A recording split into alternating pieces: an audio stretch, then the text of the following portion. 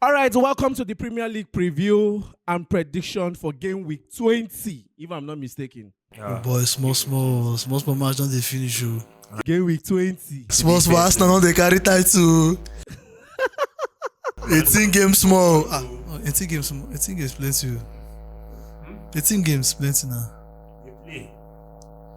How many games each team they play? That's it. 38 games for each team, abi. Plenty now.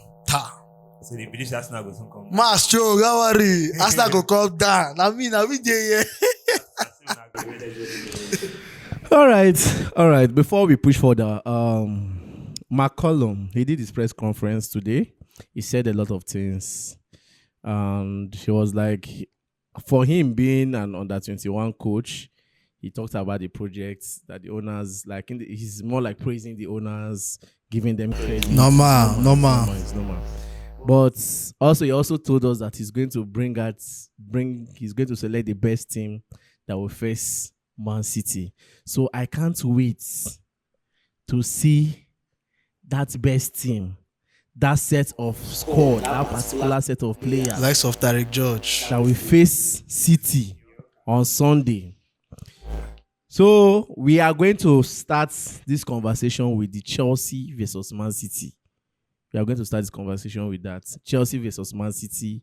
We are going to talk about the game proper. What are we expecting in the absence of Maresca and in the presence of Calum McFarlane, the under-21 coach? Gifts. Yeah. Do you know the problem now? The problem is that we are playing at Etihad. At least it would have been a different aura if we were playing at Stamford Bridge. It would have been a different aura altogether. But playing at Etihad, looking at Manchester City with their current form, fighting for the title race, and their last game, they had a very unlucky draw against Sunderland. So that's crazy. And I'm not saying Man City in any way or the other trying to accept a defeat or accept a negotiating draw with Chelsea at Etihad. Now, reasons being that the entire Chelsea base, from the directors, the players, the fans, everybody in this current moment, we are in a very unstable position mentally about the club. Let me just use that word. That is, we are not really happy. There are issues that are affecting us affecting our emotions about the club. Even the players. I know how much the players love Enzo Maresca. Looking at how they've been together, how they've worked together all this while, how they respect him. Now having this man just deciding to leave on the first day of the year, and we are having an under-21 coach coming to coach the big boys. It's crazy. Nobody will find it funny. I will not be surprised if we lost this game with 3-goal margin or 4-goal margin. But I pray it should not get to that point. But for me, I don't think I'm seeing Chelsea negotiating the draw with Manchester City in this game. I think it's just Manchester City to win the game. And the new coach coming in, the under-21 coach coming in. This is not under-21. I don't think he knows much about Pep Guardiola. Knowing much about... For me, I'm still very emotional about the whole situation of Maresca leaving and having this happen when we are about to face Manchester City. At least having Maresca as our coach when we are to face Manchester City, we know that he has this masterclass tactics when he faces big team. At least I think they thought, say, okay, if he manage whole Man City draw based on the improvement of tactics Maresca don't get, even though he finds it difficult to play Manchester City, but at least this time we would have been very confident of having a draw. But nevertheless, I don't have much to say about that, but I'm still emotional about the whole stuff, and same as almost all the Chelsea fans in the world, we pray that we get a draw or probably win luckily against Manchester City. You just hit the nail on the head. Well, I'm not going to say Chelsea will beat Manchester City for me. In fact, I believe that City should win the game. It's best City win the match. You understand? Because one thing about coach and players is that these coaches and some of the players, they have good relationships. You understand? And some players play for the coaches because of the good relationship they've developed in, from the training ground, the squad, the building, everything. So, an under 21 coach coaching stars. Let me use the word stars. Definitely, if it's his first time, I don't think that they will give him that much respect. First of all, you understand? You want to be calm with the players. Yeah. If as a coach you cannot have a relationship with the players, another way you can succeed is being vocal enough. Yeah. Is being authoritative enough. That's where all these big coaches comes in. If a big coach should come to Chelsea right now, he can take over that dressing room. He can take over the team. But for this under 21 coach, kudos to him for him to take the job. But I don't think he's going to be able to do it. So this game, I'll be surprised if Chelsea comes out with a draw. It's Etihad we are playing. Yeah, exactly. I'll be surprised. City is going for the title, so Man City to win for me. What if this man escape City or gets lucky and beat City? That's thank God you use the word lucky, because the fact that you are lucky in that game does not mean that you'll be lucky in other games, and this is where the problem comes from. We spoke about Maresca winning those 2 trophies and then it beclouded the thinking faculty of the owners. Yeah. See, this man should go ahead and beat City today. He might likely be employed. That's true. He might likely be given the job. You mean they will give the Chelsea senior team coaching position to a... It's like you don't know these people. You don't know these owners. Coach. I said something that these people don't know anything about football. All they want is somebody that is willing to listen to them and someone that can show the bit of result that, okay, you can do this thing. Don't worry, we don't care about what people are saying again. Just enter there and go and do your thing. So, but I feel if he definitely will do well against Manchester City, I think because we will all be watching the game, so it will be based on his tactics. We'll all watch and see if there will be a different tactical approach he will introduce to the team in these few days before the game.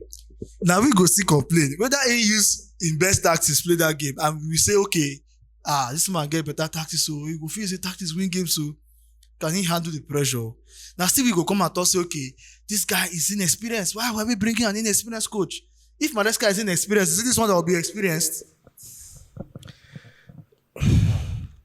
All right. Fair enough. And Dave said that City will win Chelsea with this setup. Gibbs is saying we might be lucky to get a draw. You understand? All right. The other teams preview starting from tomorrow.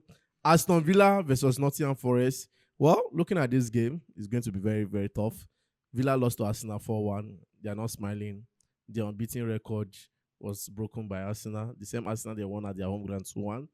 And Nottingham Forest, one moment they are good, the next moment they are not good. So, for me, I think... I go with Aston Villa to win. I'll go with Villa win. So there's no negotiation about it. Then, next on my list, Brighton Burnley.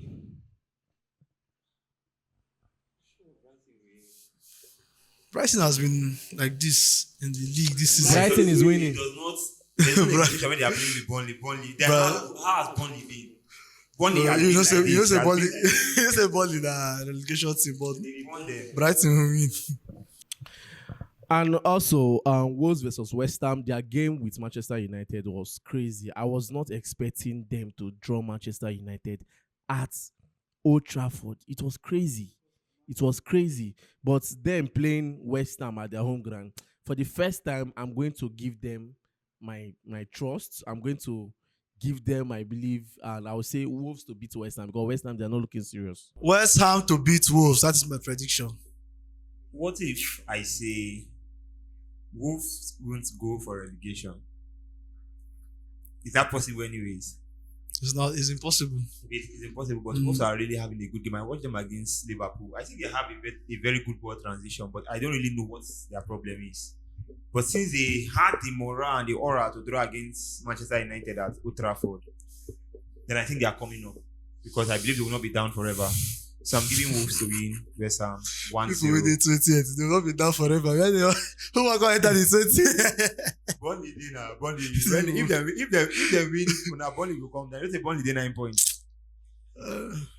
All right, Bournemouth versus Arsenal is one game nobody wants to miss. You see these Bournemouths that are proving stubborn whenever they face big team.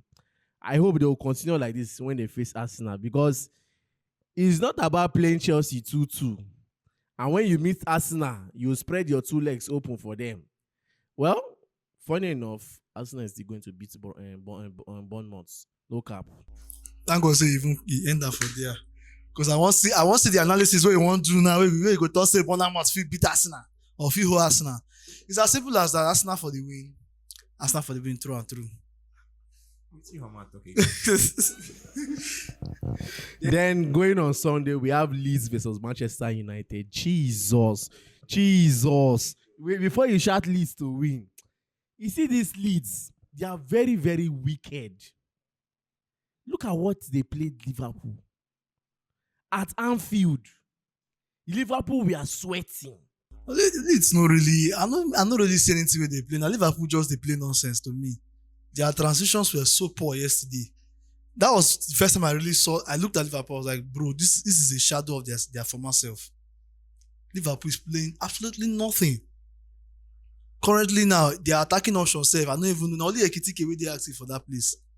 Even at the point they had to start carrying Frimpong to even play their right wing for them. That is the problem. Salah is not there now. Salah is not there.